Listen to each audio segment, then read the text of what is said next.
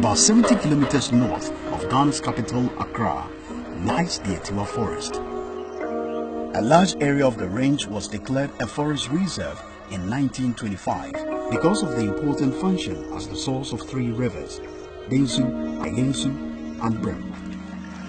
Many agricultural communities along the banks of these rivers depend on them as their only water source. In Accra alone, 1.5 million people depend on water that flows from Etiwa. The forest is also recognized as a globally significant biodiversity area. It houses a great variety of plants and animals, including many rare and endangered trees, primates, and amphibians. But the existence of the forest is under threat. Illegal logging, hunting, and farm encroachment continue to harm the forest and undermine its capacity to absorb and filter rainwater. And a much larger threat is on the horizon. The area is rich in bauxite and gold, and there are financial incentives to give up the precious forest for mining. This has severe consequences. Rivers turn from clear waters to muddy streams, and toxic metals such as mercury enter the water supply, making it unsafe for consumption.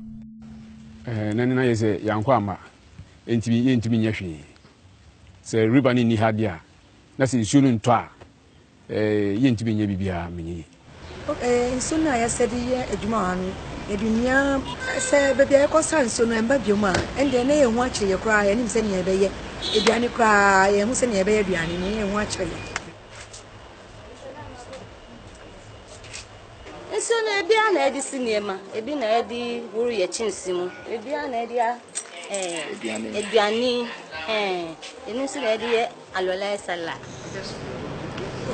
For most breweries and for people who produce beer, even for non-alcoholic products, your production process requires about 80 to 90% of water. So there is no way we will have a business without water. If you live anywhere along the river course, you should just bear in mind that you are living upstream some other person's water. But upstream, local communities don't have much choice. And of course, it sounds like you could have a juma be any ha.